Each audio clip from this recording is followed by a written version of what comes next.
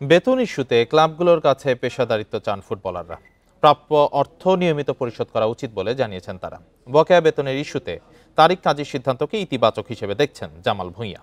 Finland ছেড়ে বাংলাদেশের ফুটবলে নাম লিখিয়েছেন, প্রবাসী ফুটবলার হয়েও থাকেন না স্পটলাইটে। যদিও জাতীয় দল কিংবা ক্লাব রক্ষণে কোচের আস্থার নাম ডিফেন্ডার তারিক কাজী। ক্লাব বসুন্ধরা কিংসের বিপক্ষে গুরুতর অভিযোগ এনেছেন।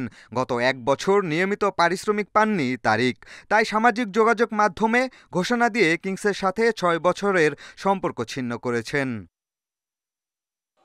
সাহসী তারিক হামজা জামাল মোরসালিনদের ভালোবাসা পেয়েছেন। এমন ঘটনার পর দেশীয় ফুটবলারদের প্রাপ্য অধিকার নিশ্চিত না হওয়ার বিষয়টি নতুন করে আলোচনায় এসেছে। প্রতি মৌসুমে স্থানীয় ফুটবলাররা চুক্তি অনুযায়ী অর্থ পান না, বিষয়টি ওপেন সিক্রেট, যেন অলিখিত নিয়ম হয়ে পর বছর পেশাদারিত্বের জায়গা থেকে খেলে যাচ্ছেন ফুটবলাররা। ক্লাবগুলোর কাছেও পেশাদারিত্ব চান তারা।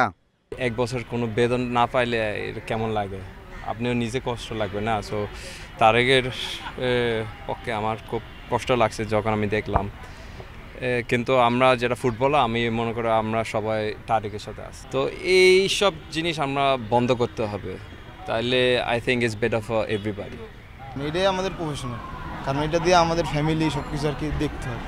তো এখন দেশের এই পরিস্থিতিতে ক্লাবেরও দিকে তাকাইতে হবে, কারণ এখন তো কিছু করার নেই, যেইভাবে আর কি চলবে ওই তো চালাইতে হবে।